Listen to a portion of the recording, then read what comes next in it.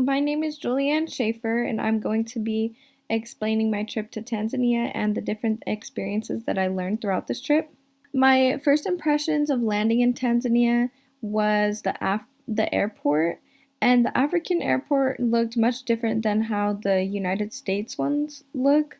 So, as you can tell, the architecture is very unique, and there's a lot of greenery, and there's not terminals to go on. The planes just land on this landing strip, and we walk foot to the airport.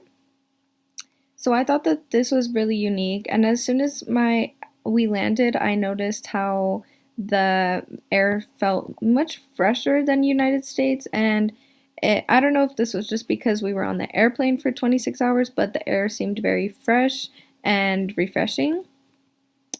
So, driving from home from the airport, I first noticed that the cars were very different as well as the roads. Noticed that the roads were very different, and it was very interesting driving on the right side because, in the United States, this doesn't really happen a lot. Or driving in the car from the airport to my family's house, I did notice again a lot of greenery. And as you can tell, it's not like the United States. It's a completely different ecosystem. So the trees are different, the bushes are different, and the plants are different. So I got to see a lot of different types of plants that I wouldn't see here in the United States. So I thought that that was very interesting, as well as kids begging on the cars. So I learned later on throughout my trip that little kids do this to beg for money or food for their families. And this is very heartbreaking to see the poverty and see how the kids live their day to day lives, and to see how kids in the third world countries have to deal with not being able to have food and water or enough money to get those necessities.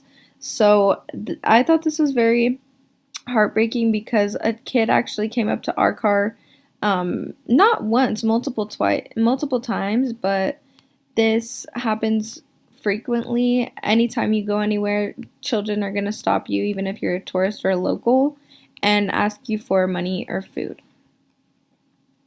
So, diving in more, as I was driving to my family's house, I did notice the very poor building structures, and I noticed how they look very differently from a normal house that you would see today in the United States.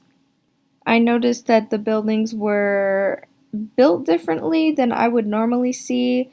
There wasn't glass on the windows or on the doors, and the roofs were basically just a metal sheet. It just shows that the country doesn't have enough money to build high quality building structures. This doesn't just affect their housing, but it affects their overall well being because they don't really have a lot of money to afford food or nice clothes or nice shoes. As you can tell in this image, there are children barefoot and they don't have a lot of shoes.